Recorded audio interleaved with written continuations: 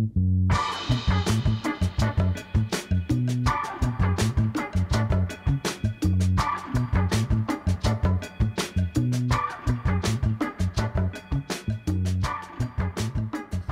everyone to Cantus Firmus Book Club, which is the name that I just came up with just now.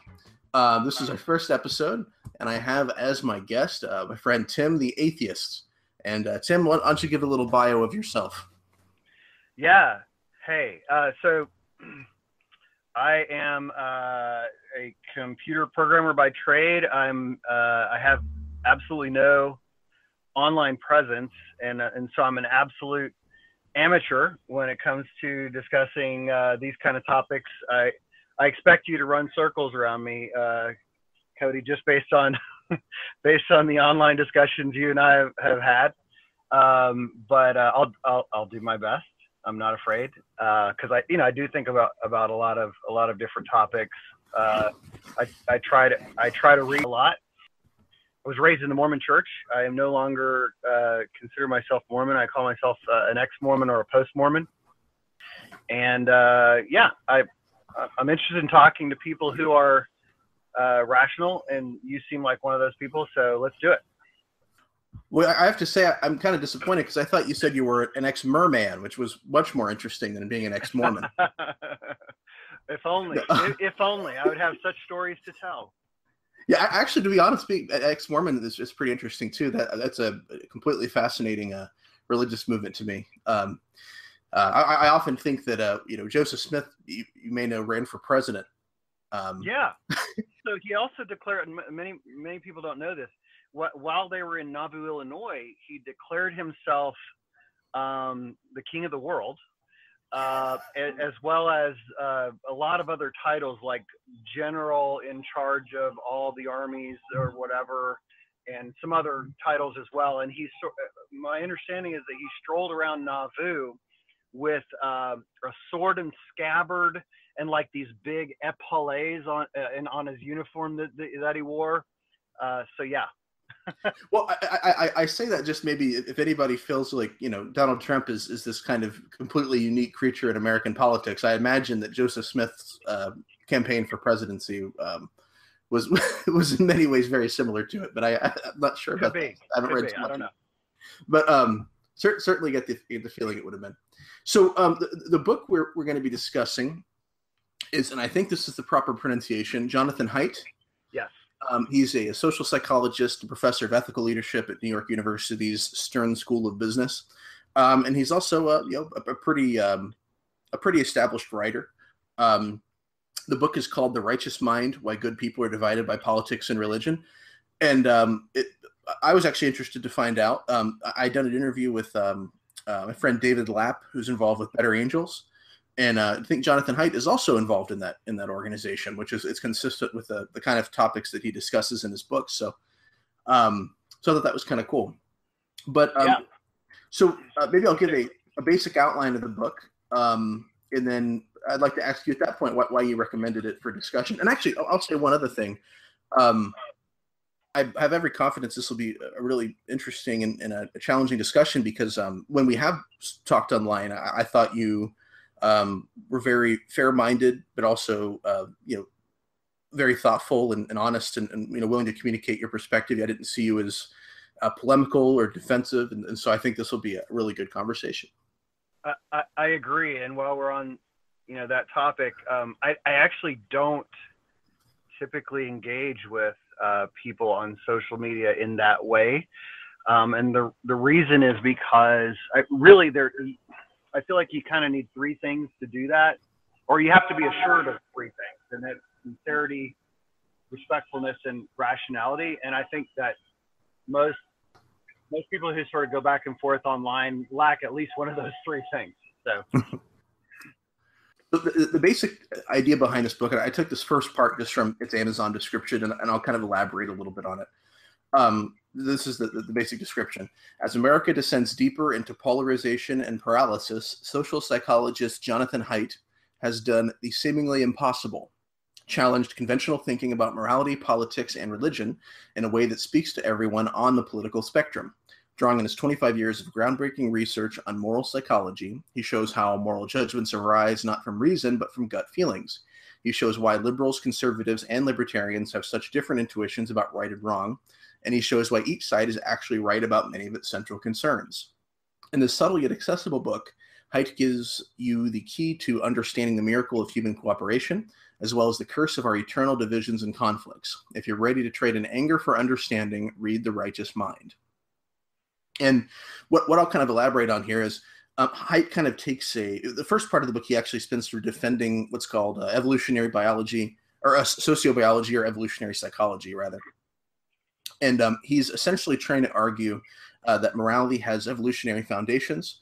And he argues that how we tend to arrive at our moral beliefs is based on certain axes or foundations that kind of give shape to those. So the first one he discusses, and it's the one that I think Western liberals tend to sort of sometimes argue is really the only meaningful axis for understanding morality, is that of care and harm.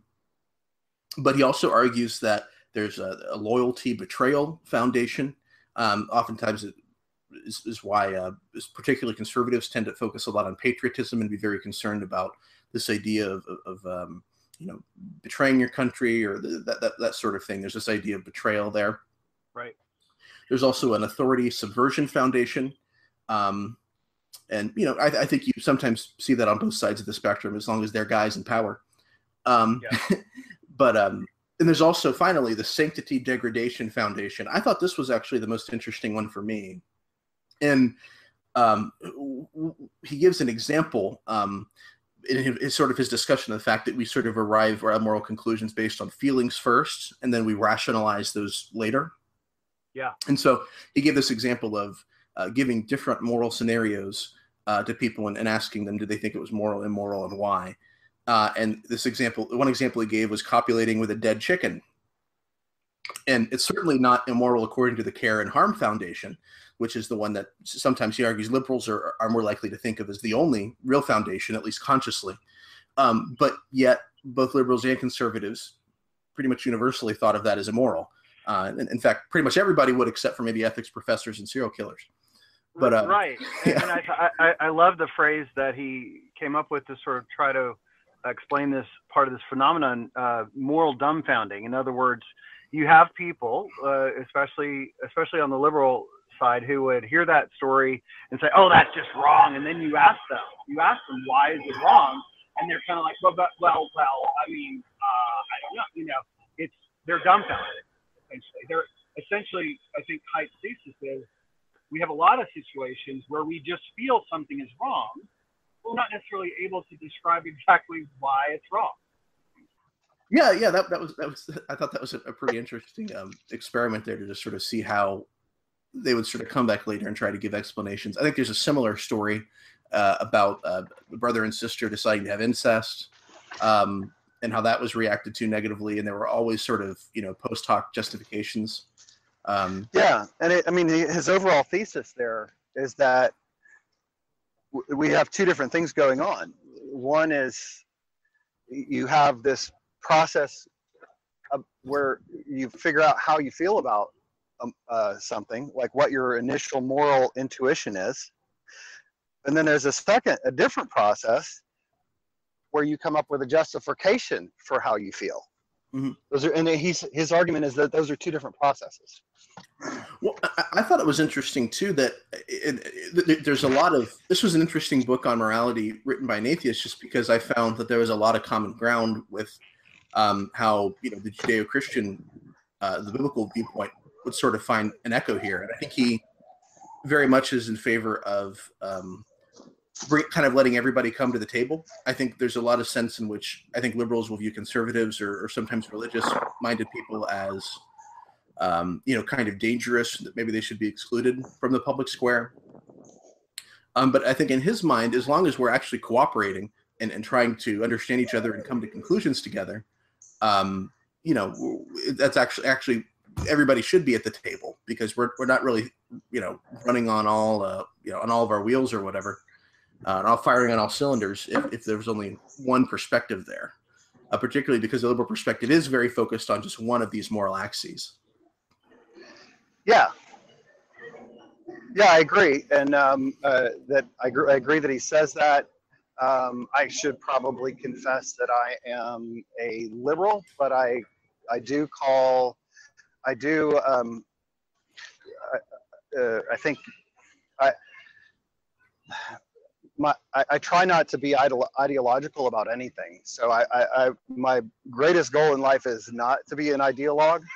I'm much more of a pragmatist, and I'd much rather deal with the facts as they unfold. And my fear is that with ideologies, you're not allowed to do that. You have to always, if you choose an ideology and say, well, look, I'm a socialist or whatever you are, you're not allowing yourself to react to the facts on the ground. So yeah, I think that makes some sense. At the same time, I think that all of us are ideological. I mean, even if you try to have the most sort of bare bones moral perspective you could have, and even the liberal perspective of, care harm as the primary moral axis or foundation, there's a certain assumption that's being made there about value and about human value and about, what's important and those kinds of things that I think is ideological. No, you're right. You'd have a hard time talking me like, when you talk about all of the different axes that, and he actually ended up, I think by the end of the book, he ended up with about 6. But if you talk about all of his different axes that he brought out, if you were going to try to talk me out of talk me out of them one at a time, the last one that I would get rid of would be the care harm. So yeah, I guess you could call me a little bit ideological about that. This book, Tim, what was it that made you interested in it and discussing it in this this kind of format and that sort of thing? How has it been influential for you? Yeah, so the title, I mean, it's hard to imagine how you could live in America in 2017 and not be perplexed at the kinds of political polarization that's going on, and sort of how everybody's got their theories about how that's happened and what to do about it. And so the title just says, hey, why we all think we're right, both politically and religiously, and it's that was an enticing concept to me to sort of dig into that a little bit. I think it was also, so one of my favorite authors, I don't know if you've read anything by Steven Pinker. Familiar enough with him. I can't say I know a lot about him, but I have read a little. Probably more essays and things like that. But right, yeah. So I'm pretty sure he was among the people who were recommending Jonathan Haidt. So that went a long way with me. And as a matter of fact, when you first mentioned this organization that your friend has, Better Angels, the first thing I thought of was Steven Pinker's book called The Better Angels of Our Nature. Mm-hmm. Why violence has declined since the dawn of history. I'm not sure what the subtitle is, but it's a document. It goes over documents how violence in civilizations has actually declined consistently since civilization began. Mm-hmm. So it's a very interesting book. But anyhow, off topic. Possibly. What was the political stuff that you kind of referred to? It's interesting to me. I think this book was written in 2011. Is that correct? I think it was. Yeah. So it's when we talk about the political climate, I mean, I think it's been toxic, I think, for a while, but and I suppose to some extent it always has been. I mean, there are people being beaten to death on the floor of Congress during the Civil War, but there is a certain toxicity that I think seems like it's been building up, and this last election, I mean, it was certainly there, and perhaps the internet has something to do with that, because there's so many different places where we can sort of look to sort of consolidate our tribe. There used to be a sense of communal, what it meant to be an American, and that seems to be gone. I mean, and it's interesting to me, a lot of the Trump supporters complain about the way that the media's treated Trump, but particularly early on, I don't think they had any reason to think of him anything other than a bizarre human interest story. And that's not how a lot of, obviously his supporters saw him. They saw him as a legitimate political candidate who could really make a difference. But there was this sort of shared assumption. I don't think it was just because these are the liberal elite and they just like to mock conservatives, because, they didn't treat, some of the other conservative candidates like they treated Trump. But they were assuming a sense of shared value that has really broken down in this country. And so at this point, to be fair and balanced, I think, honestly, for the media to do that, I think means to not make any value assumptions at all. And I think, while I do want the media to be as balanced and fair as possible, I think there should be some shared assumptions that we have as a culture. Does that make sense? Yeah, it does make sense. And I think I would submit that one of those shared assumptions of value is towards the truth and facts. That facts are actually possible. It's possible for us to agree on facts. Mm-hmm. So that's something that, that's one of those shared values that you didn't think you'd have to ever explain to someone, but would you agree? Well, I would say, as a Christian, I think prior to this election, I seem to think that, the postmodernists were all on the left. And that, there was an assumption of there not being really any sense of objectivity, that all facts were subjective. And that was sort of something, not everybody on the left said it, of course, but if you were going to hear it from somebody, you'd hear it from the left. And it seems so bizarre to hear because I'm not a Republican, but that's one thing I think that a lot of Republicans traditionally have thought of as, something that we're on board for, the idea of objective truth. Yeah, I'm glad you brought that up. It's something that I battle against. I'm the furthest thing from a postmodernist.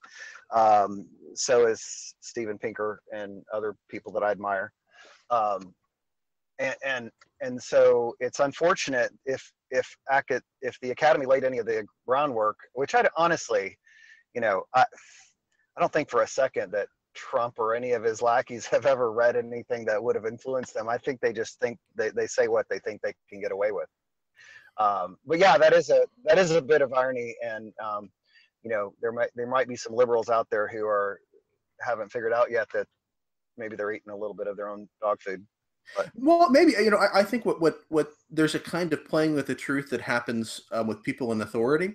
And I think the postmodernists seem to assume that truth claims were only made by oppressors, that people who made truth claims were authoritarian because they were trying to force their view on you. And there really is no right view. But I think there's a sense in which it's kind of the opposite. People in authority are always trying to play fast and loose with truth. They're not making sincere truth claims. They're trying to dodge the truth as much as possible and reshape it.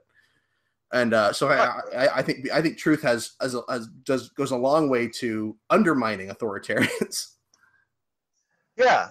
Well, there's a huge, in my view, and I'm pretty sure that I hope I'm right in my assumption that neither of us share any love for Donald Trump, but not beyond Christian love. I wouldn't call myself a Trump supporter. Love in the sense of we love having him as our president.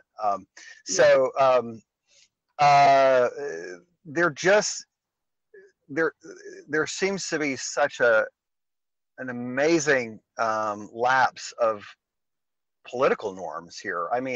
We're all familiar with political lying, you twist the truth, you try to, activate your base, you try to spin things, but it's always seems to have been done with reference to, telling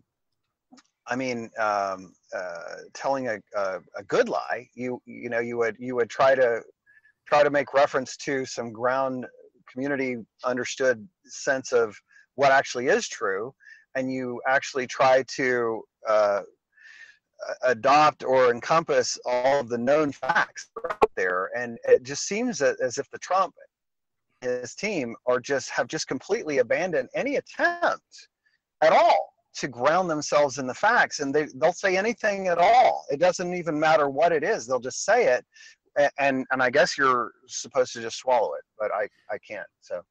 Well, I will say maybe in deference to a lot of the Trump supporters, it seems that a lot of Trump supporters are aware of a lot of his flaws, but there's something they see in Trump that they still find to be more attractive than what the left was presenting.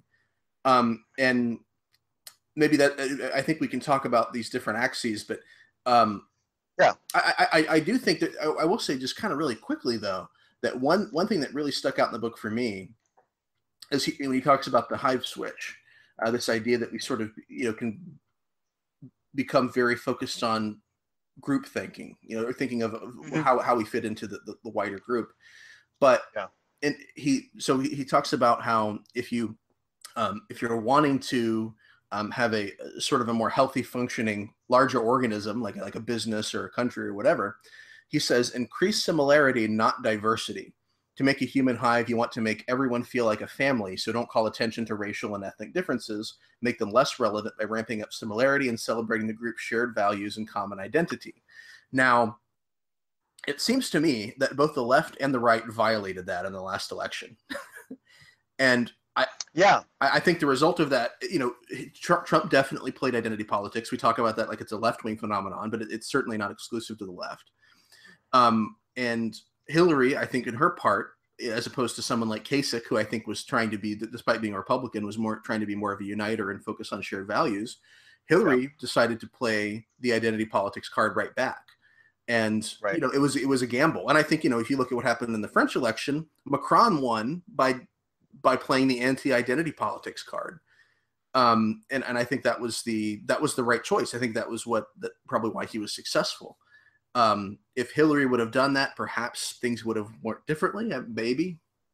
While we're on the topic of polarization, I mean, we it's funny because, you can dig into the political realities kind of as we're doing, or what Clinton did or what Trump does, or so on and so forth, whether or not white or labor or whom. And then, but what, in my view, like the problem, and I don't have a solution, but the problem is simply polarization. I mean, you can see they've made these charts of just Congress people, not just American people, but the Congress people. They've built, I don't know if you've seen these graphs where they graph out sort of the positions on an XY axis where, left is more left and right is more right. And then they show that there's, in 1960 or 1965 or 1970, there was this huge overlap between conservatives and Republicans in Congress.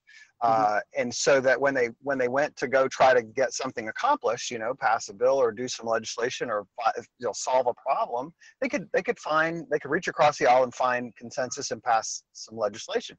And they've, I don't know if you've seen these animations, and I should look this up and send it to you so you can maybe post it in the notes. But over time, this is drifted further and further apart, and I have and such that there's virtually no overlap now between the left and right in Congress, and I think it's reflective of the American people. And I have strong opinions about exactly how this happened. I mean, we are essentially via the internet, via social media, and via cable news networks, have self-selected our own reality. We watch what we want to watch. And we self-select the things that we enjoy watching, and then conversely, the incentives are aligned both on the internet and in cable media. And by the way, this is an industry that I've worked in, so I can assure you that it's the case. It is not it's not profitable to give you minutes worth of objective news when your competitor can give you a 24-hour news cycle and keep you engaged an average 3 or 4 hours a day watching the news. And that would be true whether it's algorithms driving you into Facebook to stay longer, you're getting more ads, or whether you're watching MSNBC, Fox News, or CNN and keeping you engaged for 3 or 4 hours watching more ads that way. It's all about the incentives. It's all about profit. So the whole idea is to keep you engaged longer, and what tends to keep us engaged is anger and fear. And so anger and fear creates moral outrage, and you're like, oh, I can't believe he said that, or I can't believe they're doing that. They don't believe in climate change, you know, whatever the thing gets you outraged, and you'll click, click, click, or watch longer and longer and longer. Well, you know, this is all just really creating the situation where the people essentially have a reality that's completely divorced from the reality of your political opponents. You're watching a completely different set of facts, a completely different set of commentary, and the two barely even touch. And so the people are who elect the Congress, and so now are just as divided as the people have made themselves to be. Unconsciously, we've selected our own, you know, realities. Yeah, and I think, you know, kind of going back to Haidt a little bit. I mean, what I sort of see in the last election is that, you know, liberals were concerned about this sort of fairness or harm kind of approach, particularly when it came to issues of immigration, where the left has become certainly more progressive on that issue. And they've kind of switched sides with the Republican Party on that. And whereas the right was, I think, very concerned about this sort of loyalty approach where, you know, we are Americans, it's our country, there's a real sense of being an American, and that's different from being something else. There was a concern about, you know, people taking advantage, about, you know, letting people in who might harm the country. And, you know, so, you know, I think that conservatives tended to look cold-hearted because liberals were sort of thinking of morality just on this one axis. It was interesting to me that for all the sometimes liberals talk about conservatives in sometimes very negative ways, but conservatives are actually more empathetic to understanding where liberals are coming from than liberals are understanding where conservatives are coming from, according to a number of studies. Yeah, well, that's actually a point that Haidt made in the book. Mm-hmm. I think he showed that there was a study where they made conservatives fill out a questionnaire as if they were a liberal. Mm-hmm.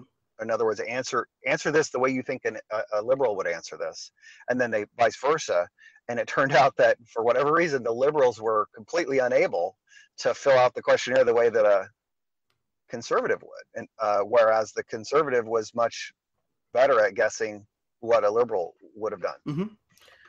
It's kind of strange. It was interesting to me that in this last election, because Haidt talks about the Authority Subversion Foundation. And he sort of basically says that, you know, conservatives tend to think in this term and liberals really don't so much. But it seemed to me that in the most recent election, there was a sense in which that was reversed, that liberals were sort of looking to Hillary as an experienced seasoned leader, that they had trust in, you know, our political institutions and in the media, whereas the conservatives were sort of seeking to, you know, almost, you know, storm the Bastille in a way. And I thought that was kind of an interesting switch. Yeah. I agree with you. The authority axis really sort of is getting complicated when you have people like Steve Bannon who want to, you know, burn the government to the ground, essentially. I think where it does still hold up is sort of like this overall feeling of patriotism or whatever, you know what I mean? It's like singing, you know, waving the flag and singing the national anthem. I think you'll still see a lot more of that in the conservatives than you will with the liberals. And then of course my fear, to take it to the worst case scenario, my fear is that they would allow Trump to end up being more of an authoritarian, to take the authority axis to its worst case, you know, to be more of an authoritarian / dictator, before they recognize that he might just be a fascist. So that would be the fear. Well, perhaps what's happening here is not really a reversal in the traditional sense, but a sense that a lot of Trump supporters had that the authority itself had been subverted. That, you know, the left kind of represented these sort of Prince Johns who were sort of taking advantage of the people and sort of taxing them to death, while, you know, the people who were the true and brave leaders were sort of pushed out. And so maybe in that sense it still works along that same axis, but I think I'd said that there were a number of places that I thought were sort of interesting, where Haidt's sort of enunciation of morality found some resonance for me as a Christian in the biblical text, particularly the fact that he talks about self-justification, that we are more interested in.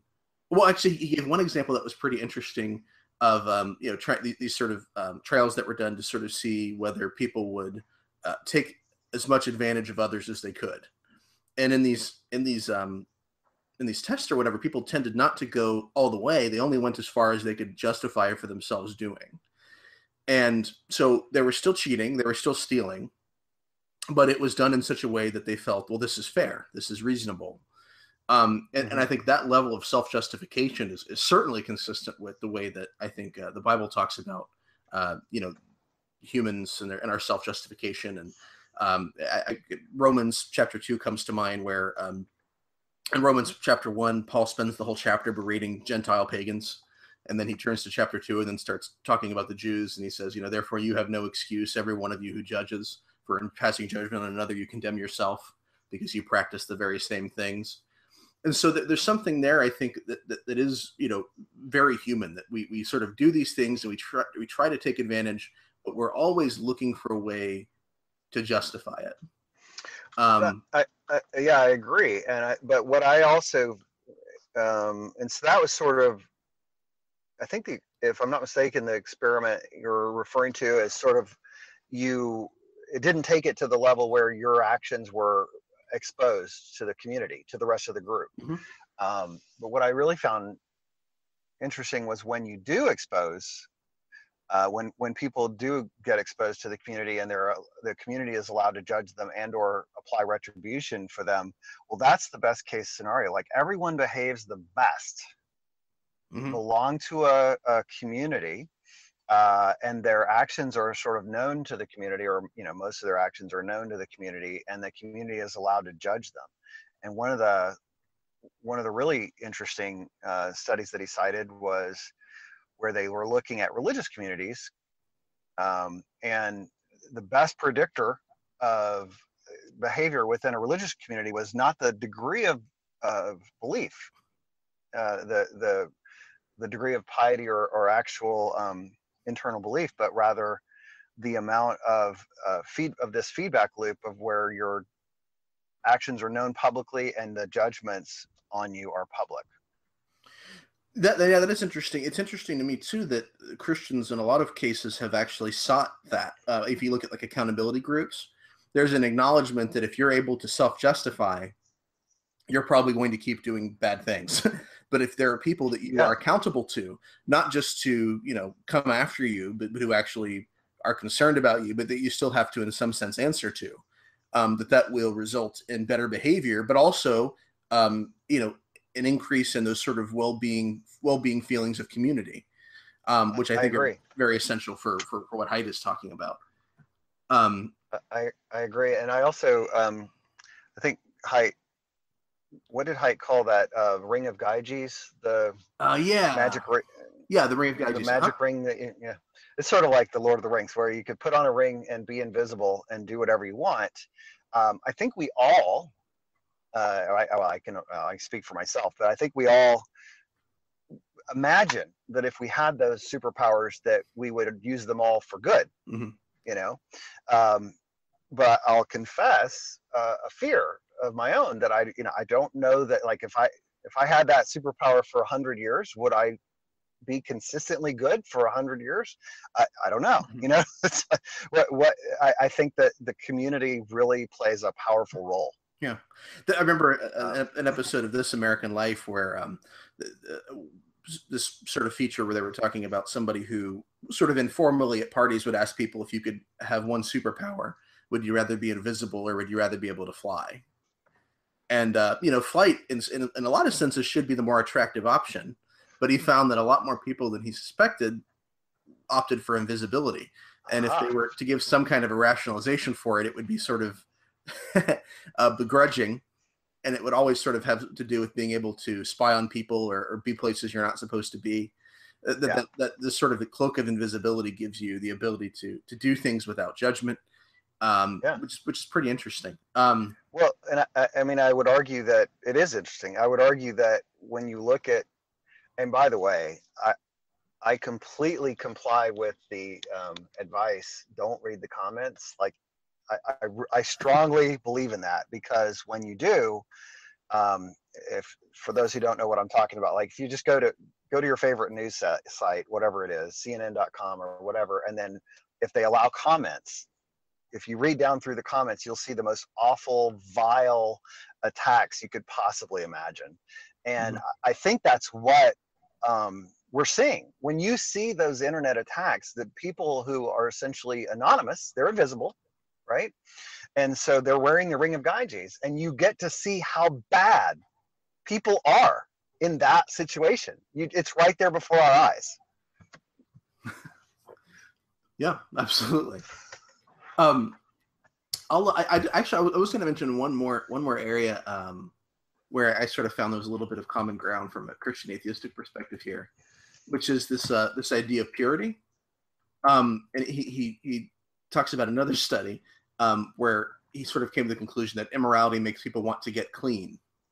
And he says that people who are asked to recall their own moral transgressions or to copy by hand an account of someone else's moral transgressions find themselves thinking about cleanliness more often and wanting more strongly to cleanse themselves. They're more likely to select hand wipes and other cleaning products when given a choice of consumer products to take home with them after the experiment. And, while, in Judaism particularly, you have this strong sense of all of these sort of things that are meant to create a visual of purity. There are things you don't touch. There are rituals for cleansing.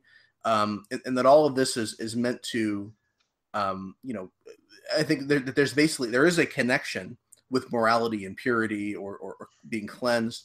And, while the Christian perspective, the New Testament doesn't copy, that exactly, it's a lot less ritualistic. You still have this idea of baptism and all these sort of visual ideas that are supposed to represent cleansing. Yeah. And, those things may seem very strange to a secular liberal because they've sort of attempted to undo those things, even though they're still sort of in the back of their mind somewhere. Yeah. You don't eat animals that roll in the mud, etc. Yeah. But he makes a great point. Essentially what he's arguing here is that we all have these modules within our minds. And he makes a great point. Even liberals, especially if you're extreme, you can come up with these ideas of purity, like, vegans, or could still find all kinds of scenarios where a liberal who doesn't have who would poo-poo any kind of religious purity, would still point out that you're eating the wrong thing, or you're not recycling your trash, or you're doing something wrong that makes you impure. They want to eat organic food, or this is a left and right thing, but this whole thing about vaccinations. Yeah. And so many arguments against vaccinations are based on these sort of strange notions of purity. Same with, eating artificial foods or not eating organic. There's this, in this case, I think an unfounded notion that something is less pure if you can't pronounce the name of it, or if it has, too many ingredients or something. Right. So a place where what I think is interesting is that there is a lot of, I think, common ground here, but I also felt that Haidt was at times a little reductionistic in that so first of all, he comes from this perspective of sociobiology or evolutionary psychology, which he takes great pains in the beginning of the book to kind of reestablish its validity, because it's fallen on hard times, I guess, in the last few decades. And the idea that here is that we can predict human behavior, or we can explain human behavior by looking at evolutionary causes. And, sometimes that ends up sounding more plausible than it does in other times. I think I might have mentioned to you in a text conversation an example that I had read, a paper of sociobiologists who are arguing that men preferred women who wore short skirts because they were less likely to trip over their skirts and miscarry. And so it just became sort of ingrained in our DNA that men would like short skirts. But then there are places, of course, where it does sound more plausible, but there's still a certain degree of, you're guessing a little bit, you're projecting, and that can be can be useful, but it also could, you have to, I think, take it to some degree with a grain of salt. But I think Haidt certainly views, is trying to ground all of these things in this sort of evolutionary backdrop. And I think at that point, he becomes somewhat reductionistic, because in his mind, this is the explanation for these things. And, from a Christian perspective, I mean, of course, if you're a young earth creationist, then everything is more straightforward, I guess. But, you could be a Christian and say, God has directed evolution so that these things have developed for, intended reasons, even if through natural causes. And so, at that point, I kind of, I think maybe push back a little bit, because, I think there can be a more numinous, reality behind some of these things than simply just a natural explanation.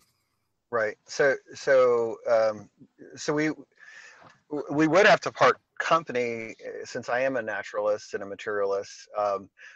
But I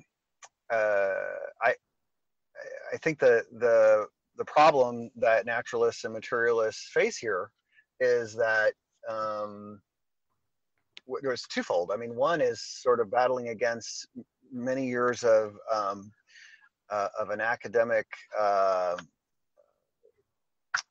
bias towards this idea of a blank slate, and this is one of the things that, in fact, Steven Pinker wrote a book called The Blank Slate, in which he argued against this.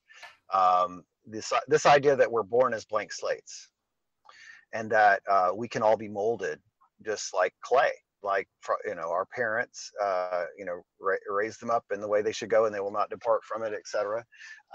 And that you could essentially make someone into anything you wanted them to be, and it was all essentially based on their environment and their culture. But it turns out that when you study this, so there's all kinds of ways to study this, twin studies, separated at birth, etc. It's absolutely not the case. There's so much of our personality, as well as our intelligence and lots of other psychological factors that are inherited, and strikingly so, astoundingly so.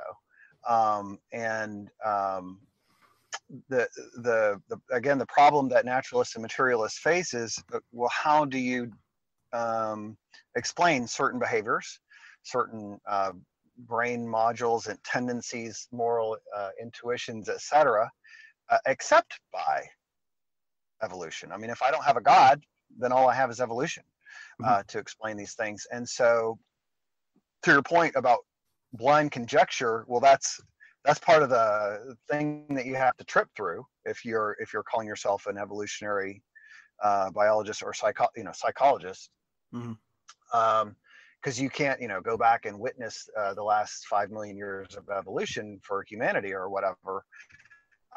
So you have to do a lot of conjecture, and so there's certainly a lot of that out there that you can find. But we don't have anything else. In other words, this is what we rely on. And so, for me, I mean, you would go on a scale of easy to hard, right? I mean, the easy ones are, why do we feel an urge to eat? Well, because we would have died if we didn't. And by the way, this whole notion of survival of the fittest, you gotta, for those who aren't students of evolution or don't read a lot about that, I mean, I won't by any stretch call myself an expert, but I've done quite a lot of reading about it. The whole idea of fitness is strictly about surviving to the age of reproduction, and then having offspring who survive. So that's all that means. It doesn't mean anything else. And so whatever behaviors we have a tendency toward, whatever intuitions, whether they be moral or otherwise, are there for the reason of helping us to survive and to pass on our genes. And so so that would include, to Haidt's eye, that would include all of our moral intuitions. And so he even argues that religion, or you could probably broaden that into any sort of moral framework or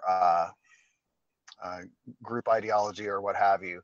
It was really there for the purpose of sort of unifying you with your tribe, and so that we could all sort of share a set of ideas and values and beliefs that would bring us together, because it's really hard in evolutionary time, 200,000 years ago. It's really, really hard to survive by yourself. You really need help. And so anything that binds you together in communities is going to be an advantage. Well, so I kind of have a couple thoughts about that. I think the first is that in that framework, there is a really true reality that morality becomes arbitrary. And that is, it just happened to help in this circumstance, but there's not really anything else to commend it. But on the other hand, I think because atheists have tended, or particularly in the last couple hundred years, where materialism has been king, atheists have tended to look to evolution for moral or for explanations of morality, just as Haidt is doing here.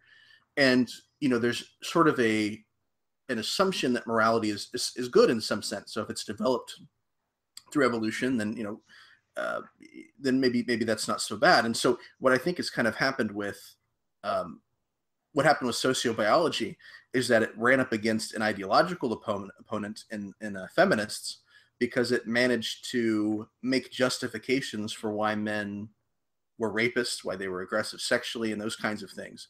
Because with explanation to its usefulness for fitness. So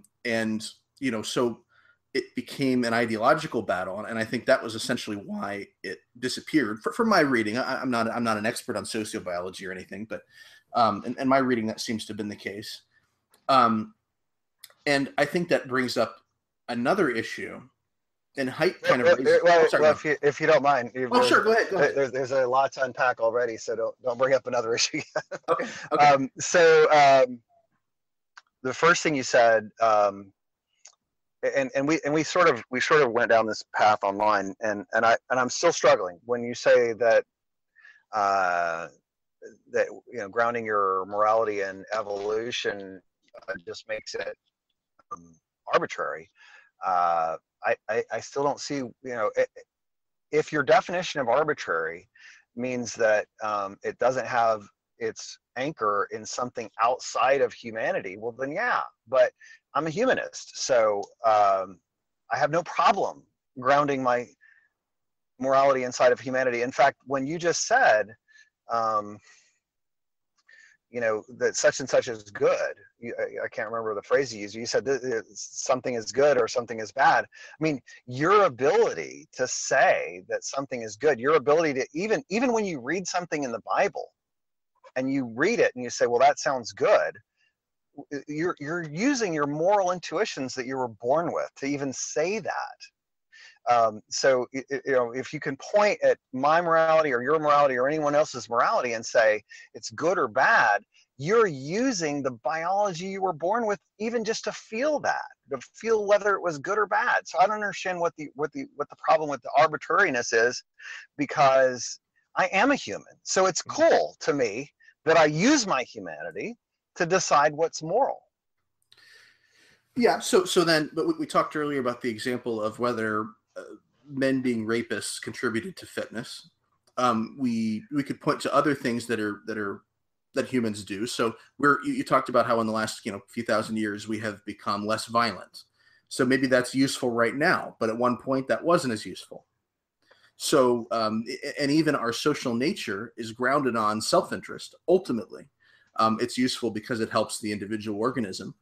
So it seems to me that what we call morality, why is one notion considered moral and another notion considered immoral if they're both part of the human experience? If you are judging yourself in reference to yourself, then what are you doing differently than the person in the example that Haidt gives of the study who steals just enough that he can justify it? And I think that's the problem. And I'm not saying that atheists do that or are those kinds of people more than any other people. it's a logical problem for atheism, I think, not a an experiential problem. I don't think that atheists are necessarily worse people or anything like that. Right. But I think that there is an issue of grounding that I think is there. Right. So you're correct in saying that, and by the way, whether or not I can come up with a moral argument for or against rape has nothing to do with the reality of where it came from.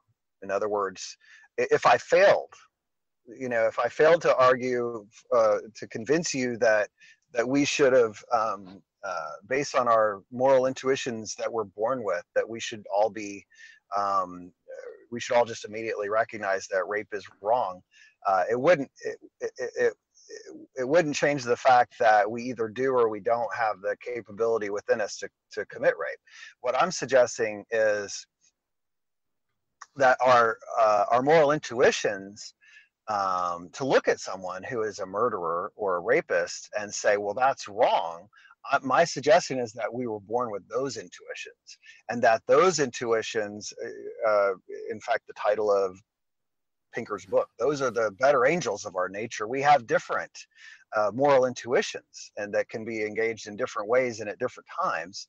And the ones that are pro-social, that draw us together in groups, and that allow us to recognize that these are anomalies, that murder and rape and all these other things are anomalous, and they're not commendable, as you stated in one of your arguments online. That's not commendable, and so those are things we were born with.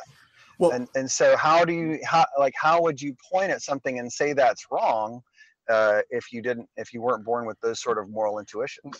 I think Haidt would actually disagree with you there, because he himself points out that we do not have a universal love for humanity innately. We have a love for the unit that we exist in. That's why it's murder if you kill somebody, on the street, but it's, being a good soldier if you kill somebody from another country and you're right.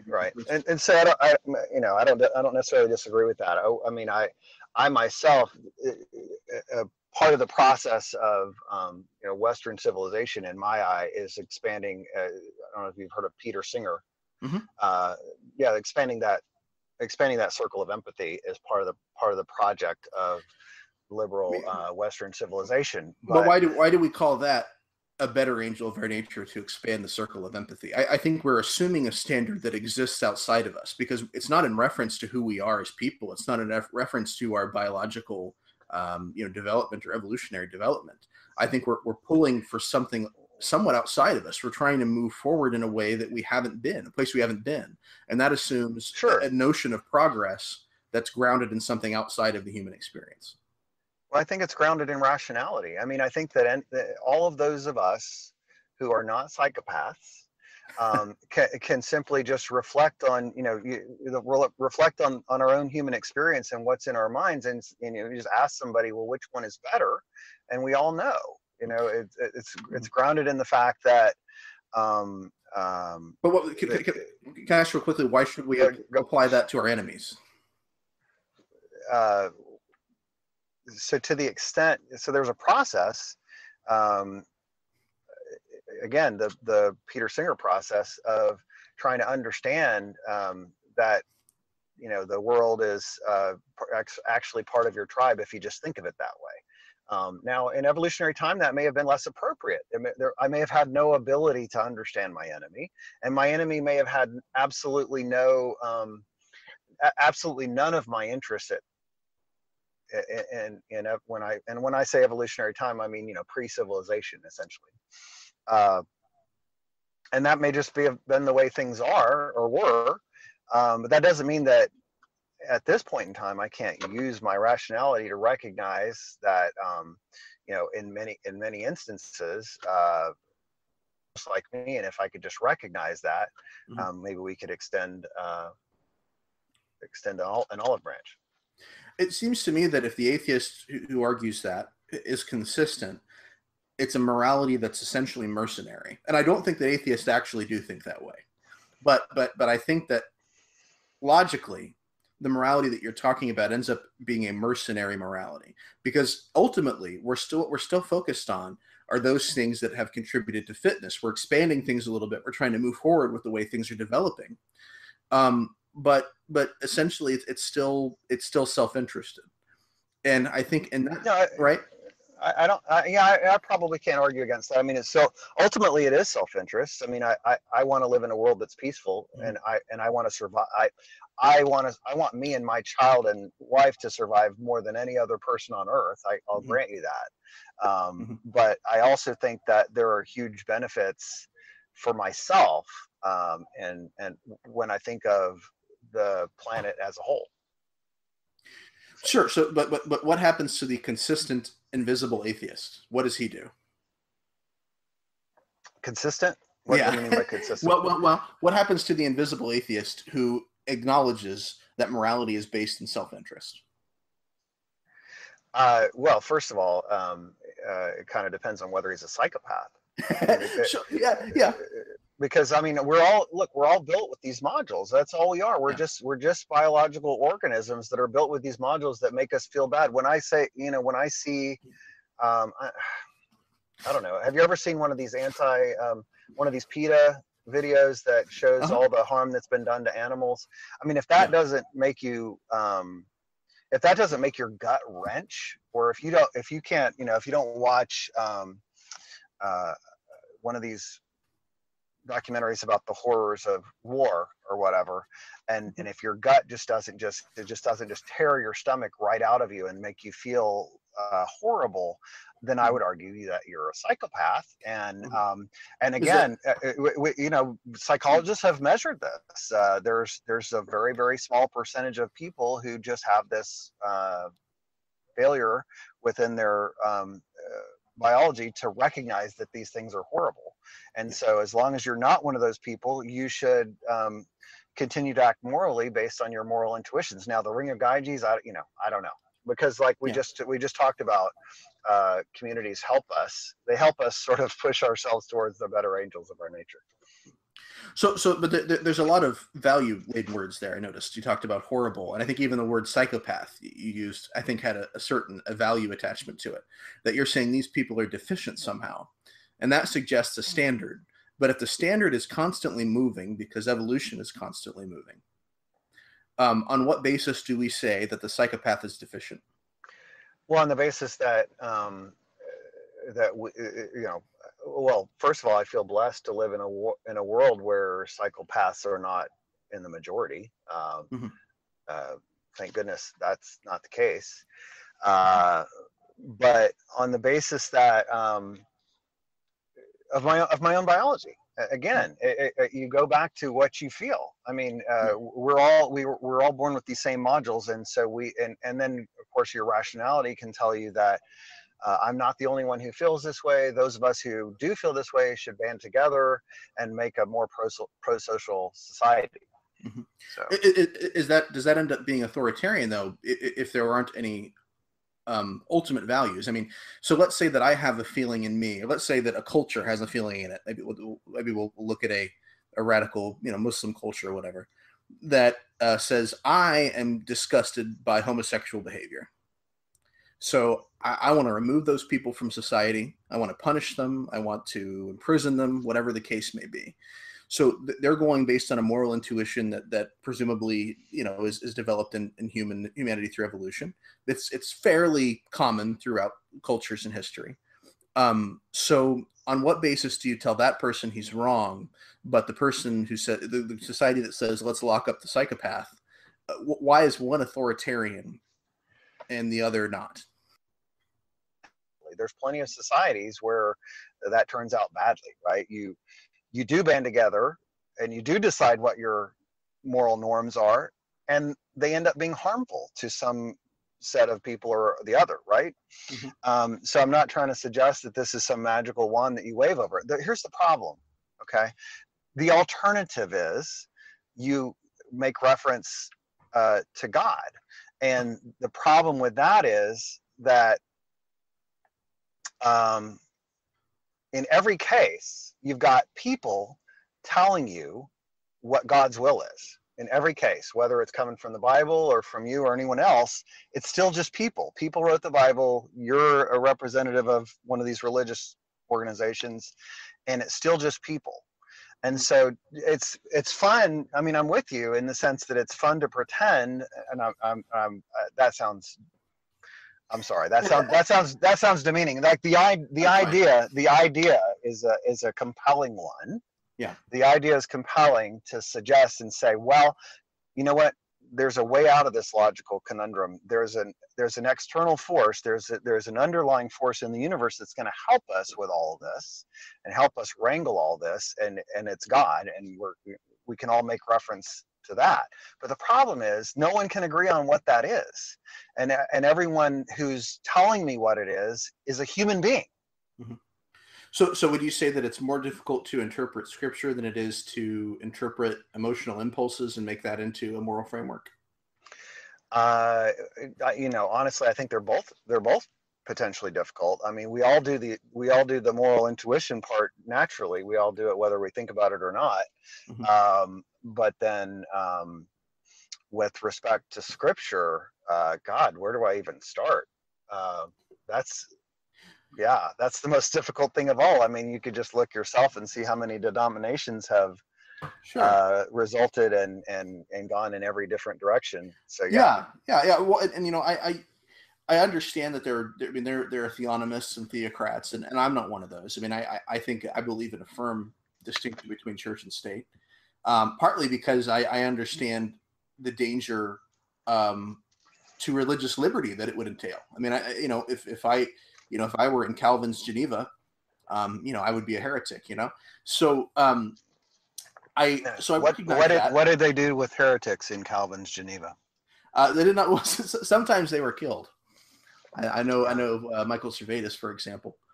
Yeah. So now, what I will say is that a very simple notion that humans are valuable because they're made by God.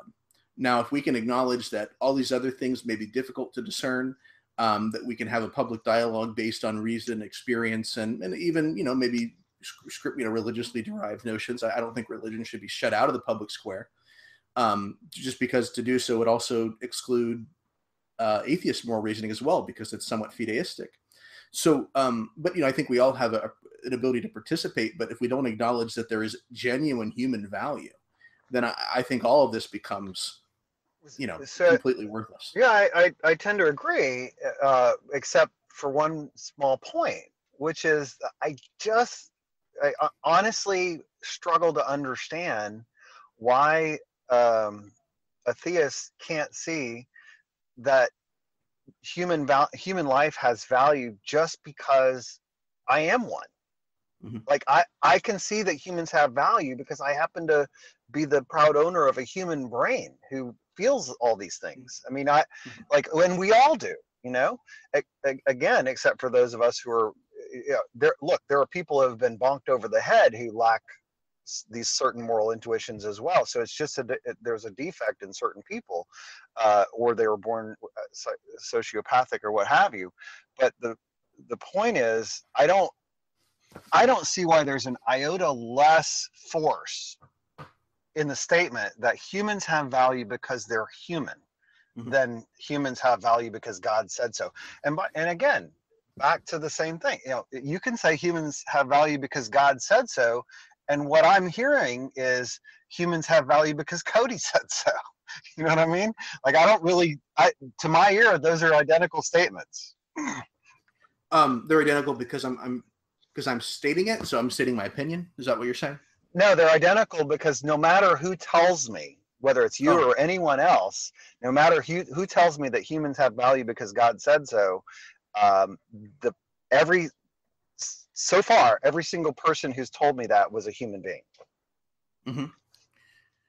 So, okay. I'm not sure if I'm following that exactly. I'm sorry. Well, I mean, in your mind, I think you're differentiating ideas that come from man and ideas that come from God. Uh-huh. And to me, those are the same, because every idea from God that I've ever heard came from a human. It's been filtered through a man. Right. And so how do you know the difference? I mean, people claim to speak for God all the time. Mm-hmm. And and sometimes they say horrific things, and sometimes they see great things. But how could you possibly know the difference? And even if there were a God, like, how could you possibly know the difference? I mean, in my own religious tradition, in Mormonism, there was a prescribed methodology for this. It was called pray about it and see how you feel. Yeah. And then you're supposed to get this burning in your bosom, right? And to me, the psychology presents all the justification I need to say that the burning in your bosom is confirmation bias and all kinds of other things going on. Hey, it makes me feel good to believe the same things that my parents believe or that they told me, because then I'm part of the group and I'm more likely to survive. Yeah. Well, apart from a few more charismatic circles, evangelical Christians are far too rationalistic for that kind of thing. But yeah, I know what you mean. Well, so maybe to broaden this just a little bit. One point I thought was very interesting is that Haidt asserts their evolutionary background has not been primarily concerned with making us careful thinkers, as rationalists have often asserted. But if evolution has not ultimately taught us to reason, why should we believe what our mind is telling us? He says that intuitions come first, strategic reasoning second. If you think more reasoning is something we do to figure out the truth, you'll be constantly frustrated by how foolish, biased, and illogical people become when they disagree with you. But if you think about more reasoning as a skill we humans evolved to further our social agendas, to justify our own actions, and to defend the teams we belong to, then things will make a lot more sense. Now, what he's essentially saying there is that evolution was not, well, attempting, that makes it sound like we're reifying it, it's not a person, but the upshot of what evolution has done is not to make us able to understand the truth or to think carefully about it. It's basically, because that is not, that could be a related goal for survival, but it's not the primary goal. It's not the primary thing that survival is going to try to do. And he points to the fact that we do self-justify as evidence for that. Now, I don't see how an atheist can have any an atheist materialist can have any confidence at all that we can circumvent this programming to know any truth with any real certainty. And I think that becomes problematic because, you know, the same brain that misleads you in so many other areas is led you to be an atheist. So you can't even believe the idea of evolution, of natural materialism, you know, with any real confidence. Yeah, and I would argue that the same brain that helped your ancestors survive and has helped you survive has led you to be a Christian. But yeah, so sure. But on atheist assumptions, that's very problematic. You know, on a Christian assumption, we could say, you know, hey, we're fallible, maybe we're fallen, whatever, but we're still made in the image of God, and that includes rationality. So we can in some senses rise above that, not perfectly, but it's an option for us. But is that the case in an evolutionary framework?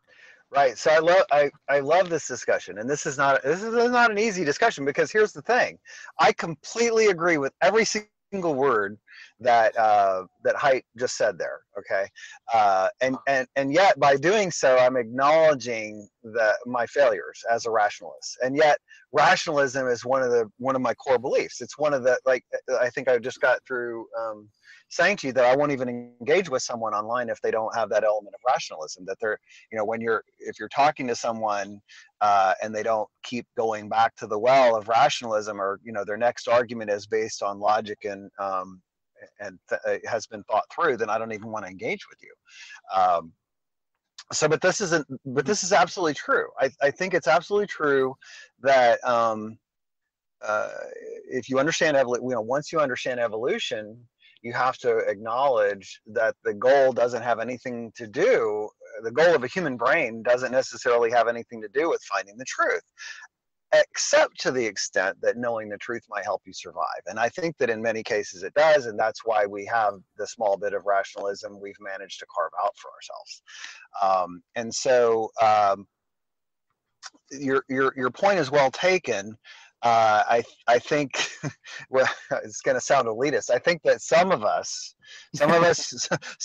humans have managed to sort of recognize this fact about ourselves.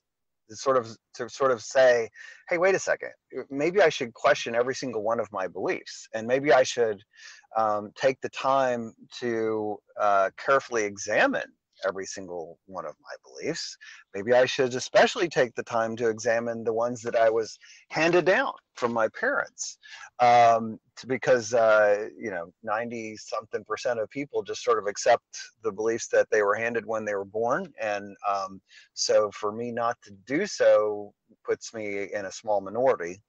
But no, it's absolutely true that from an evolutionary standpoint, it could just as well be the case that, and in fact, if you look at other animals that don't have intellects or rationalism at all, they've established other strategies for survival. So rationalism, or the ability to find the facts, in fact, that's what's really astounding about humans in general, is that we have the capabilities that we do to find what small sliver of facts about the universe that we have. But I mean, I actually love this, because it explains a lot about when you look at humanity in general, and you think, my God, how do we get this huge group over here with these wacky ideas about, I don't know what, take your pick, UFO abduction or whatever, and this huge group over here, these wacky Mormons or whatever, and this huge other group over here, these Muslims and whatever they're thinking, and like it's astounding. Mm. And then when you look at humanity as a whole, and I love the way Haidt thinks about this. He's saying, well, first of all, our ideologies and our beliefs, our ability to have those evolved for a different reason than what you're thinking. The reason that they are there is to draw us together in groups, so that we can survive together. Yeah. Well, quickly on the topic of the fact that we have only, our rationality is only useful insofar that it's useful for fitness. Alvin Plantinga, a philosopher, and particularly focuses on epistemology, he kind of uses this argument. He basically argues that naturalism and evolution can't coexist for that very reason, that they're sort of self-defeating when you put them together. And a little quotation from the book that I found funny and relevant was, what about physics, mathematics, philosophy, and evolutionary biology itself? Do they have evolutionary significance? After all, it is only the occasional assistant professor of mathematics or logic that needs to be able to prove Gödel's theorem in order to survive and reproduce. Indeed, given the nerdness factor, undue interest in such things would have been counterproductive in the Pleistocene. What prehistoric woman would be interested in some guy who prefers thinking about set theory to hunting? It's a funny thing. I mean, look, there's no denying that what we're engaging in the last few hundred years is incredibly anomalous on the evolutionary scale, in terms of it's never happened before. And I think, but what I think it is indicative of a niche that we carved out. So when you look at organisms on Earth, they fulfill different niches. They come up with different strategies. And when I say they, I mean evolution, has evolved for them a strategy. Certain animals evolve more speed and less ability to hide. Other animals evolve strength or ability to climb, et cetera, et cetera, et cetera. And each one of these things are trade-offs, because they all require energy. And so there's only a finite amount of energy that you can find with food and so on. And so you have to do all these trade-offs. And so we wound up in this rationalistic niche. And no, we weren't solving Gödel's theorem, but we found ourselves in this niche to say, when the buffalo go behind the hill, they still exist. And in fact, I've observed that every spring they come to this river and they drink. And I remember from last spring that they were there. And so I propose a hypothesis. They'll be back again this spring. and so on and so on and so on. Like, this is the niche that we found ourselves in. And I don't want to underestimate, I mean, in spite of the fact that we weren't solving quadratic equations, I don't think we should underestimate the amount of thinking that was going on in our ancestors just to survive. I mean, I think that there's a lot of planning for the winter. There's a lot of the social, in terms of we are the most social of the primates. And so along with being social, when I'm sitting in a room with, I belong to a humanist book club, and when I'm sitting in the room and I've got 12 people sitting around the table, my mind has a representation. You know, unlike an autistic person, my mind has a representation of all 12 of those people, plus and then some. Maybe like the author of the book, and maybe I'm thinking about my wife and whoever else. So I've got this little representation of each one of these people in my mind, and there's a lot of computation going on, because without even hardly thinking about it, I can compute what so-and-so might think if I said such and such. Like if I look over at Jane and I say this, what is Michael gonna think about that? You know, that's all going on in my mind. As a social being, these are very complex computations. You know, these are not simple things. These are not something that monkeys can do. This is not something that a lion can do. This is something that humans do. And it's very, very complex. Absolutely. Well, and since we're talking specifically about morality, maybe we should move back to that a little bit. But I wanted to hear what you thought about, because you talked about Sam Harris in some of our discussions, and I reviewed this book, The Moral Landscape, on my blog, and it seems to me, I mean, first of all, I kind of critiqued his idea that morality simply is minimizing harm, that you can equate the two. And if you disagree with that, then you're an idiot or a psychopath, basically. And, you know, I just sort of criticize that as being, you know, very arbitrary. Let's at least, let's try to use the phrase I believe he used, which was the well-being of conscious creatures or something like that, which is pretty much the same thing, but yeah. Fair enough. Yeah. So, you know, it seems to me that that's being severely undermined, here by Haidt, that you know, morality is not simply about the well-being of conscious creatures, and in that sense, what Harris is representing is a kind of cultural snobbery. That, you know, it's first of all, it's arbitrary. Second of all, he makes it the only thing, you know, the only way to look at it. And so, is he just being a snob there? What do you think? Well, so first of all, they were engaged in two different projects. So Haidt was really trying to describe what these human critters are up to. Like, he's just really trying to describe us. Like what are the moral intuitions and behaviors that humans get up to? He was really trying to be descriptive. Whereas Harris was attempting to lay a moral foundation for a philosophy that, if you wanted to adopt it, you could say, you know, potentially answer the question that most moral philosophers have attempted to ask, which is, what ought I to do? And so that's what Harris was doing. And I'll grant you that he completely just sort of swiped away centuries of moral philosophy, and really ignored Hume's quite right observation that you can't get an ought from an is. And he just sort of just swiped that away and said, look, let's be pragmatic about this. We're humans, and those of us who are not psychopaths can easily recognize that when every one of us, every single time we're talking about what you ought to do, what we're really talking about on some level is the well-being of conscious creatures. And I think that he made a really good case for the fact that, from a pragmatic level, this is what we're all always talking about. Even a religious person who might tell me that I shouldn't eat pork, or that I should force my wife to wear a burqa. Even all those people are suggesting that at some point, whether it's this life or the afterlife, the well-being of someone is going to be better off based on these moral decisions. And I think he made a really compelling argument for it.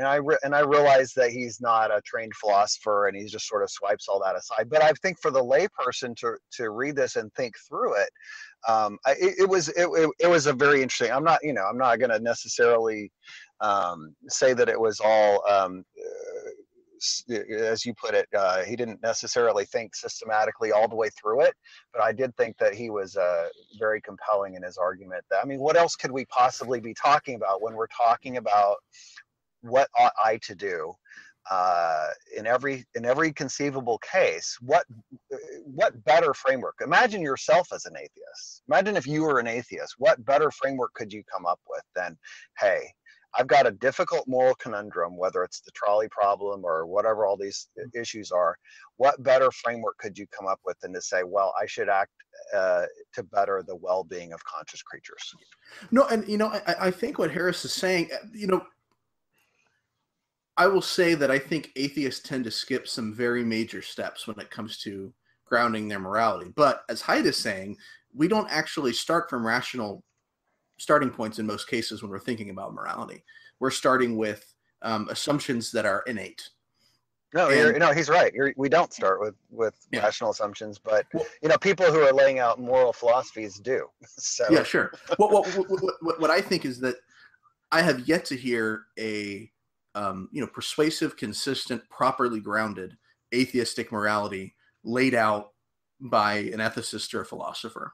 What I have seen is that atheists and Christians and Jews and Muslims and Hindus often pretty much agree on a lot of topics related to the kind of society we should want to live in. And I think that certainly we're going to find things in our holy books, if we're religious or whatever, that are going to confirm some of those intuitions.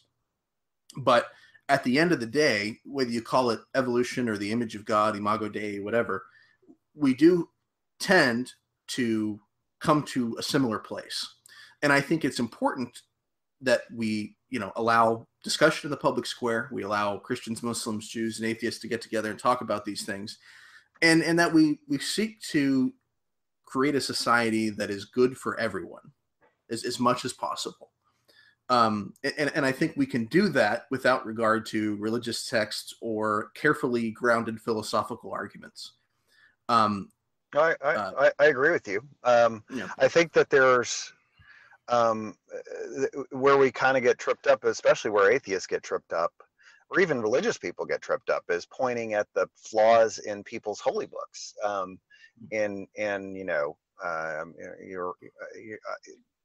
I'm sure you're well, and I've heard you discussing the fact that you're studying the Old Testament. There's a lot of horrible stuff in there, in my opinion.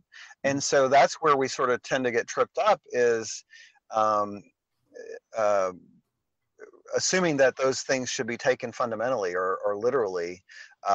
And so potentially I think atheists do serve a function for, if you have someone who's been reading those things and reading them literally and can't quite get their head around how to put that all together, it's good that there's an atheist over here saying, hey, look, there's another way to look at this. But for those who are deeply religious and can't let go of that, then I agree with you. We do have to get at the ecumenical table and try to work out our differences and try to be tolerant. But as you're well aware, there are certain religions, especially Islam, where that's a major obstacle. But yeah. Well, yeah, I think Islam, I think Islam has some fundamental problems, but I think it's the issue with Islam is, particularly with violence, is actually probably its unclarity or disclarity, whatever you call it, rather than some fundamental commandment to engage in religious violence.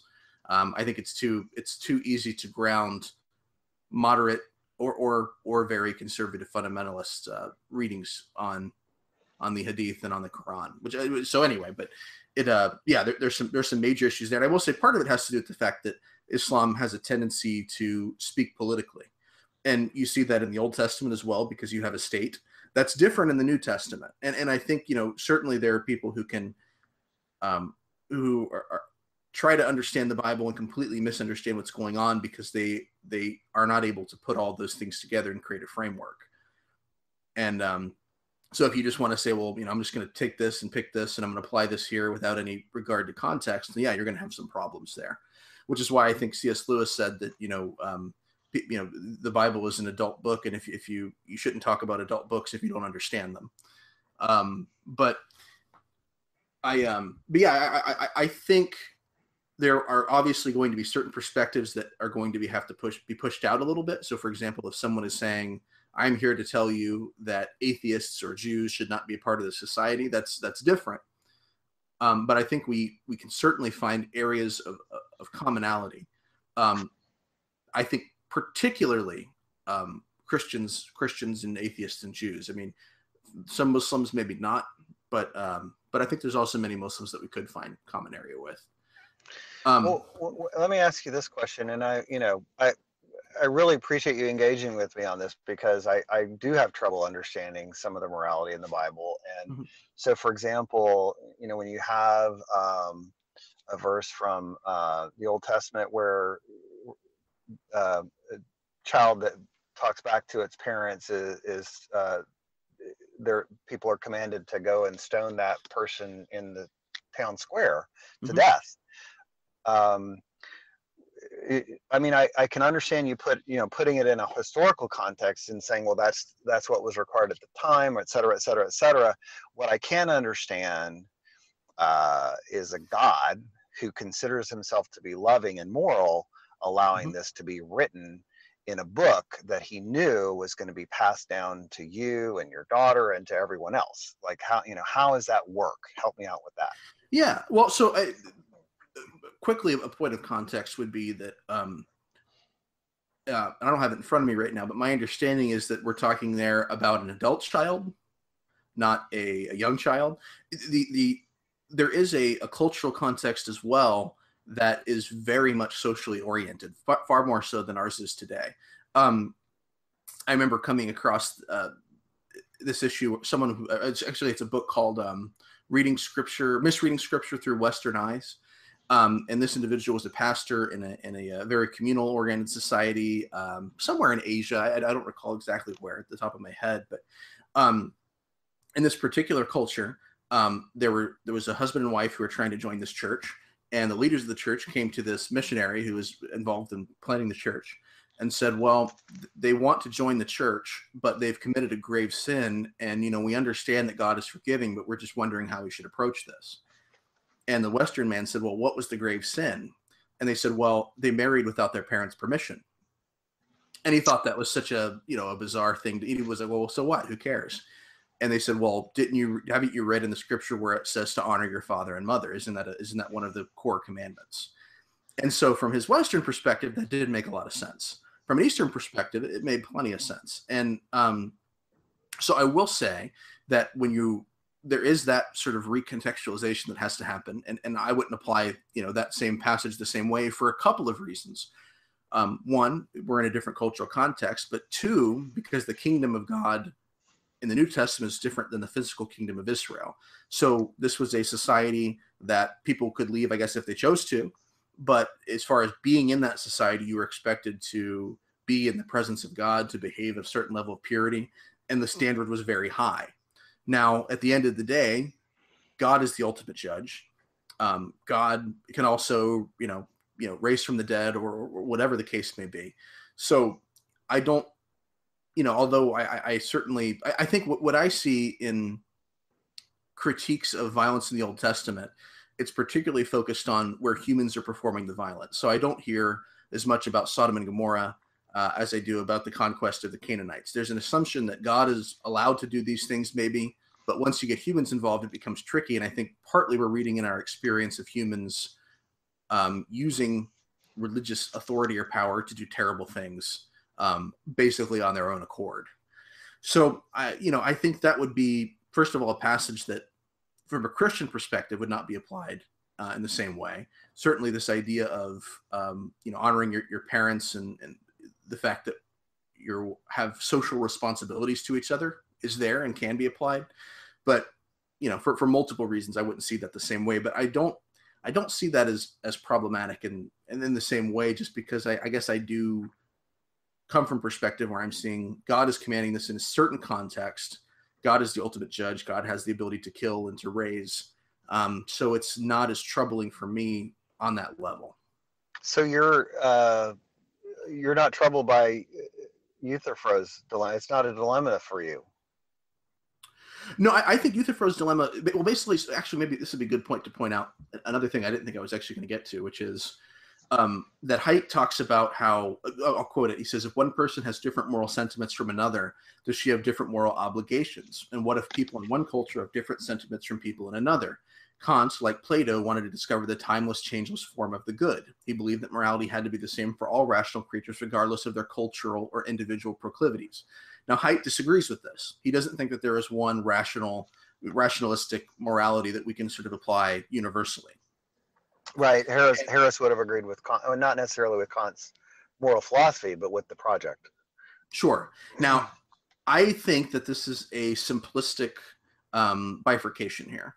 So I don't think it's an either or. From a Christian perspective, I think we ground morality on two suppositions, which is loving God and loving others. And I think that's going to be applied in different contexts. I think ultimately those commandments to love God and to love others are grounded on the Trinitarian nature of God, that God, that reality itself is communal. And so this is what grounds morality, that, if God were at odds with himself, that this ultimate ground of reality would actually dissolve. And so there has to be a communal reality to who we are as human beings. There is a mutuality that's there. And I think that mutuality is the basis for morality. And that is going to be applied different ways in different contexts. As for Euthyphro is assuming that morality is grounded in the commands of the gods, or is just something that exists somewhere there out in space. Or something like it's an abstract object, but it exists, which I think as a materialist, you would say that there are no abstract objects that exist. Now, I think that he's also simplifying. It's not in the command of God, nor is it something that exists out there somewhere, but it's grounded in the nature of God, which is, like I said, social, mutual, etc. That's going to, play itself out differently in different cultural contexts, though.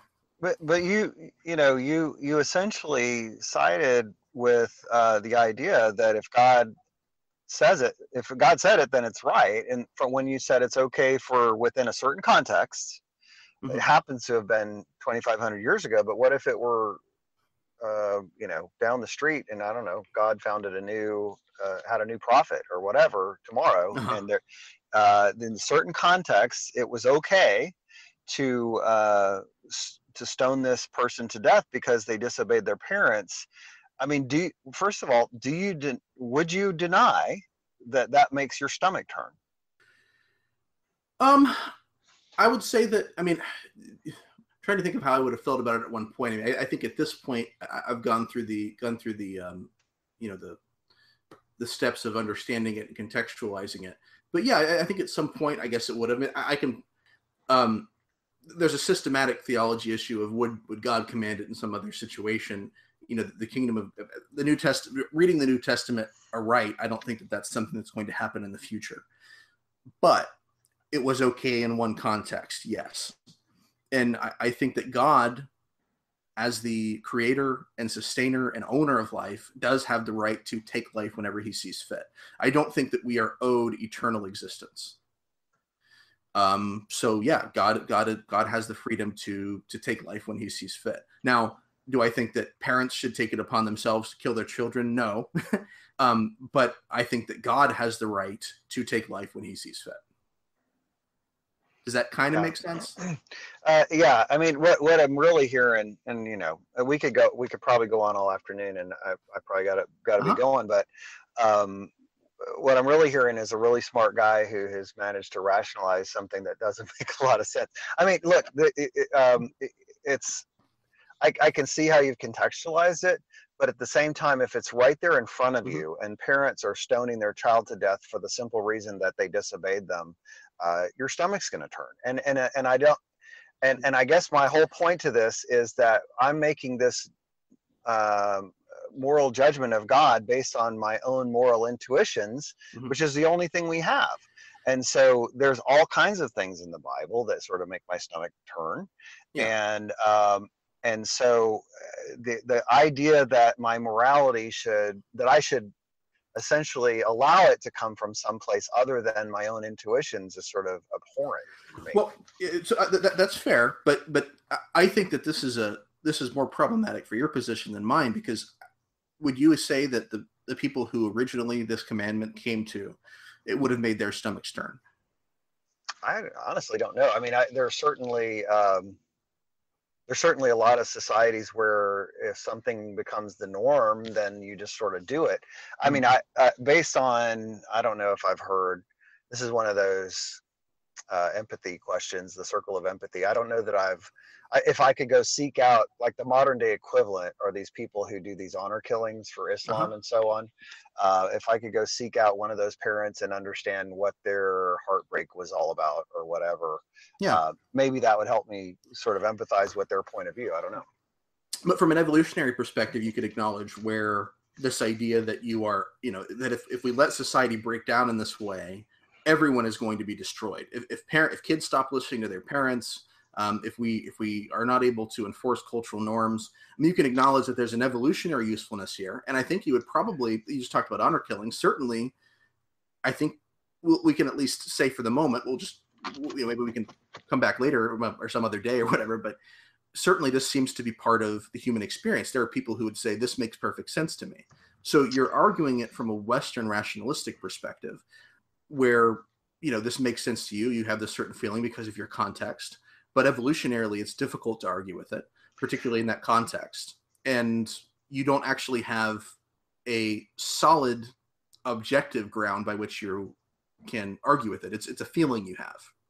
This is why Kant and Harris and the rest of them try to find a rational moral philosophy that could be applied in all cultures and all situations. And I believe that project is absolutely doable. Whether or not Kant or Harris has done it, I think that the approach is valid. Using rationality to try to argue for the well-being of conscious creatures, I think is about as good as anything I've ever heard from any religion.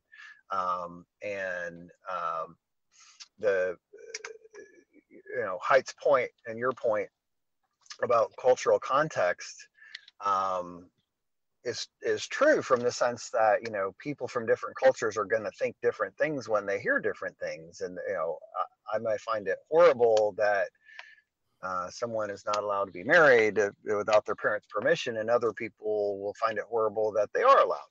Mm-hmm. So what we have in the human species is this huge variability. This is one of the tools that we actually have in our evolutionary toolkit, is the ability to malleate, to be malleable about our cultural norms.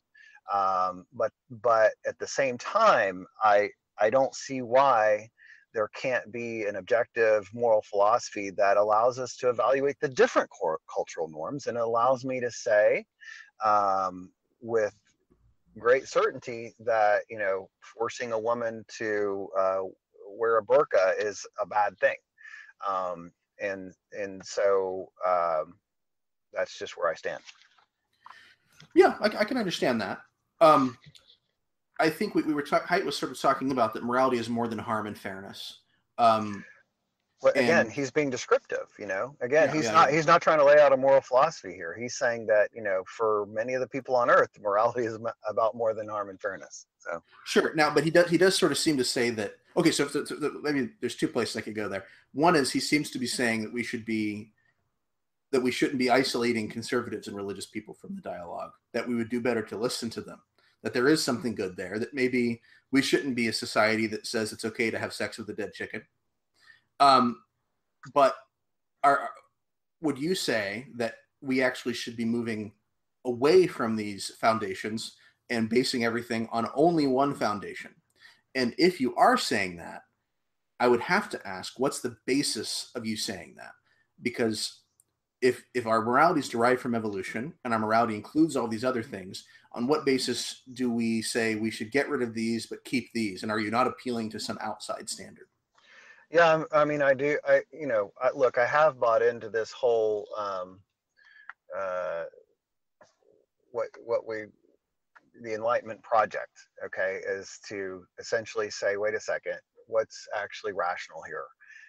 So I admit to having bought into that because rationality is my favorite thing. But I recognize that we all have different moral intuitions, and that some of our moral intuitions tell us not to have sex with chickens. And while I'm not going to go around suggesting that people ought to have sex with chickens, I'm one of those people who has trouble telling you exactly why not. So no, I think that by elevating the status of reason globally, that we can all move to, in spite of the fact whether I may hold some deep-seated belief that you shouldn't have sex with chickens. Here's the great thing about Haidt. He's got us talking about these ridiculous pictures in our mind as if it's like a really important topic, but it is. So while I may have I may hold this deep-seated belief that people shouldn't have sex with chickens, the goal of the Enlightenment that started, hundreds of years ago, is to get people to recognize that they ought to be able to rationally defend what they're saying. And so, even if I personally hold that belief and I teach my children not to have sex with chickens, I as long as you're not hurting anyone, I ought to protect your right to do that sort of thing. And so, yes, I am definitely leaning on one axis, but I think that's the axis that reason leads us toward.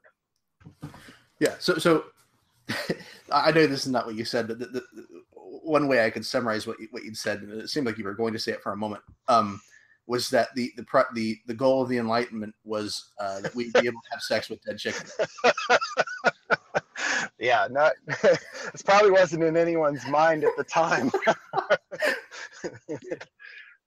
It's like the Catholics talk about the acorn in the tree. That not all of this church tradition could be found in the early church, but it was there in an acorn. Yeah, maybe something like that. So I would actually like to ask you a question. Yeah. I've seen some of your writings online that suggest that that you and I share a belief that a loving God, if one existed, would neither create an eternal torture chamber, but moreover would not allow one to exist. And so my question, well, first of all, is that, do you agree? Yeah, I'm not entirely sure where you're getting with the allow one to exist thing at the end there, but yeah, certainly I don't think that it is within God's realm of desire to torture people forever. Agreed. If one existed, if one existed that had anything to do with love, yes, much less be omnibenevolent. So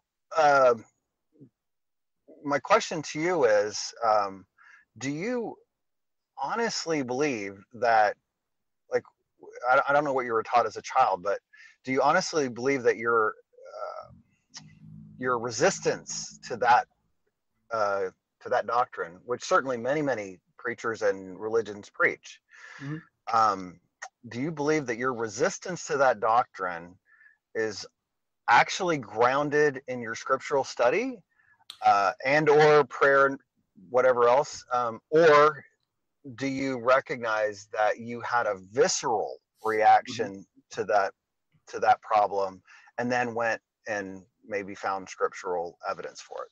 That's a wonderful question.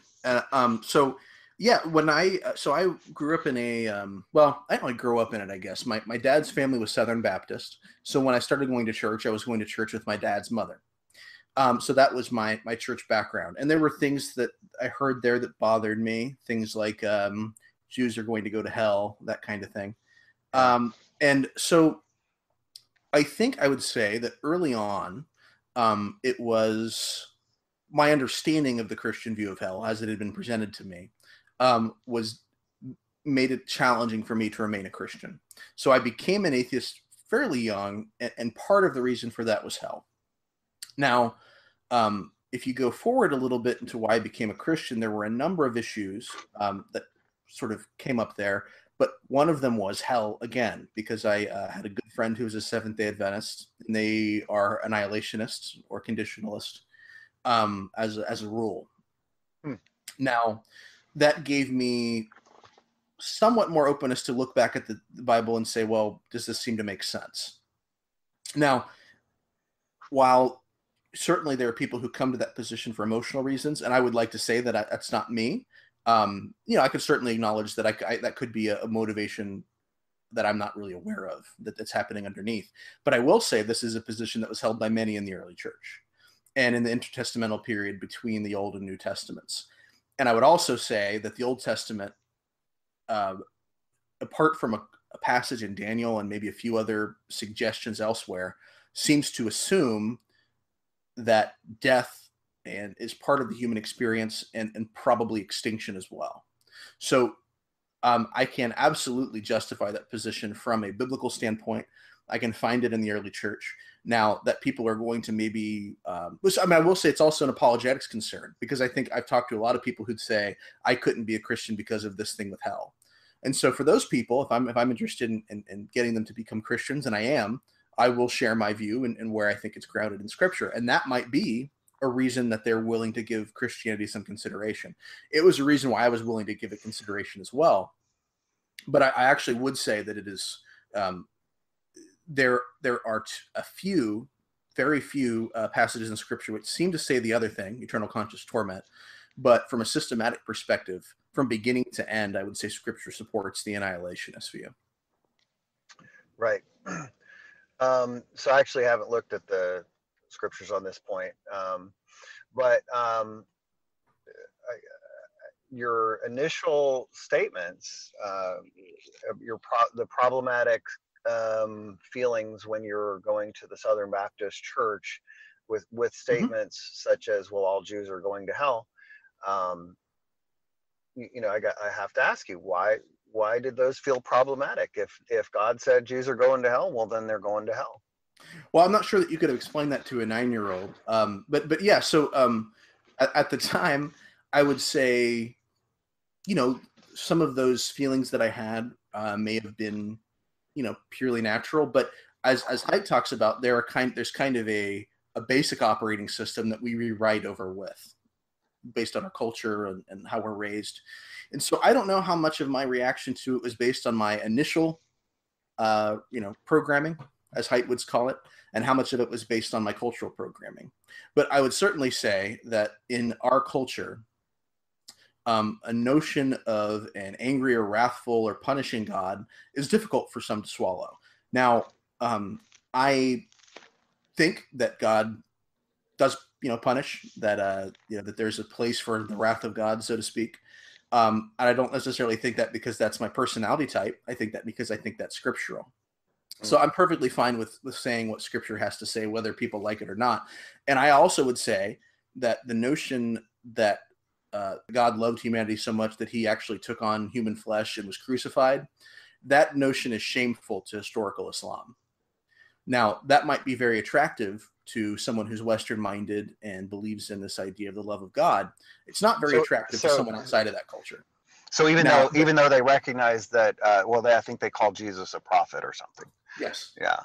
And they don't even want Jesus to die on a cross if he's a prophet. So they would argue there's different ways to interpret this, but there's a surah that says that they did not crucify him. They thought that they did, but they did not.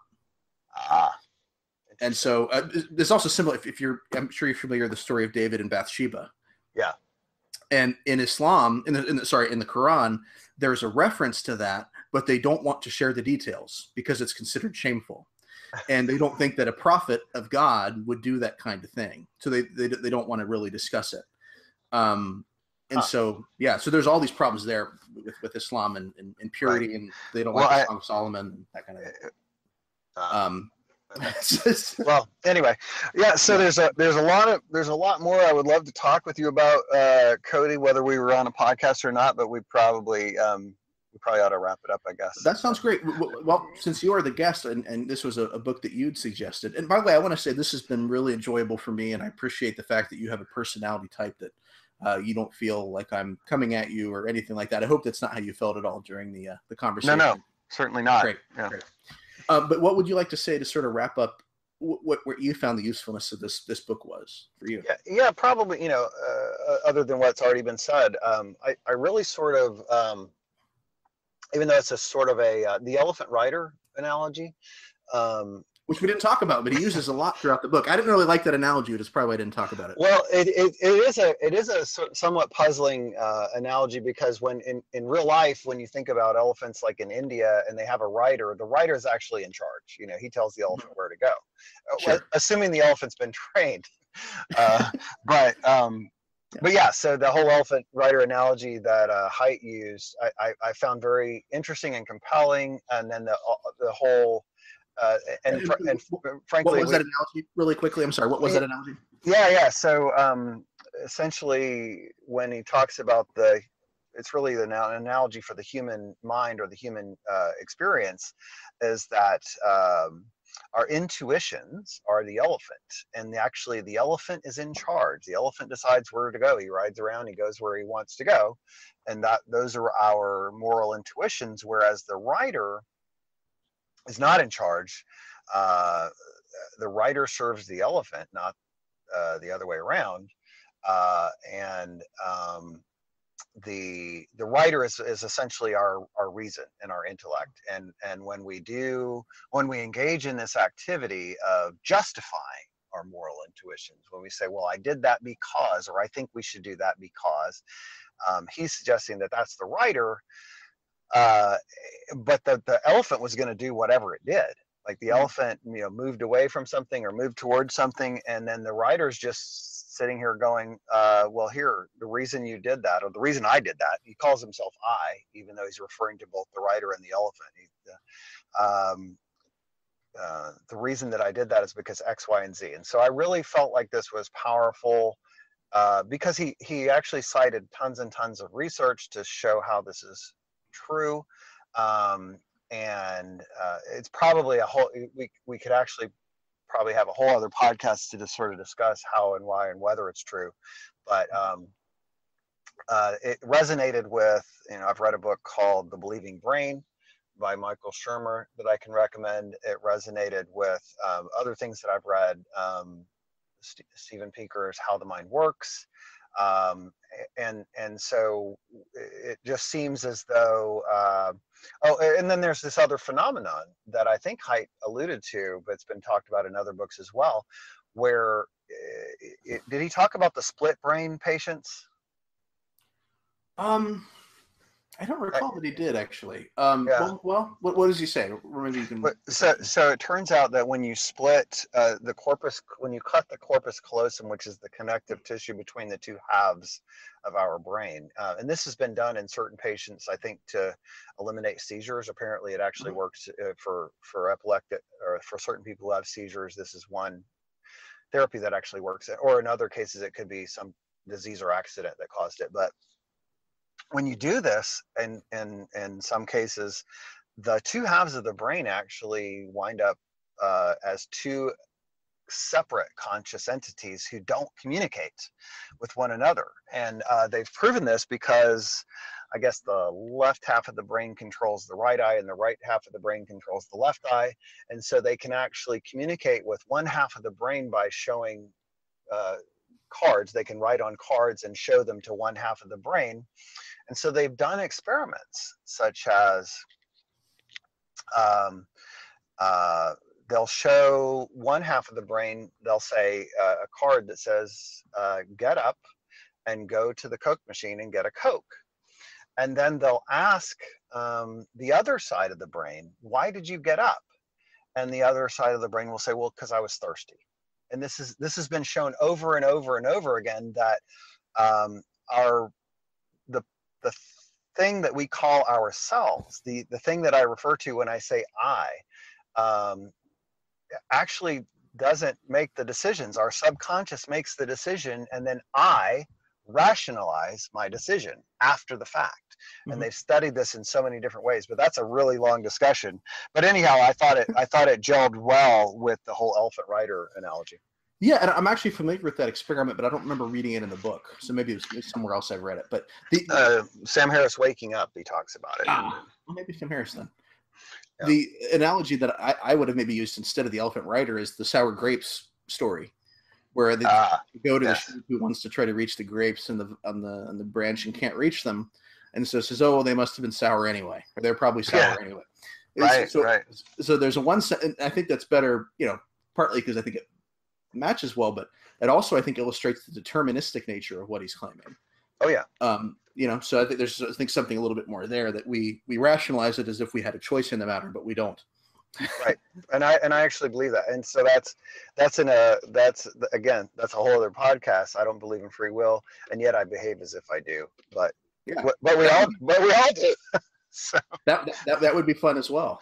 Maybe we'll discuss that at some point. Tim, thank you so much for doing this with me. It was a really great and I think instructive conversation that I hope would have sort of gave some examples to people listening, whether they're atheist or Christian, of how these kind of conversations can go and what are some of the concerns we should be thinking about. And, I think this is probably a topic you read on a little bit more than I do, but, my goal is always to have a certain approach to being able to ask questions and dissect things so that, new information can always be kind of looked at and thought through. So I hope that was useful for people listening. Yeah, I really enjoyed it. And again, thanks for being those three things: respectful, rational, and what was the third one? That third thing. That third one.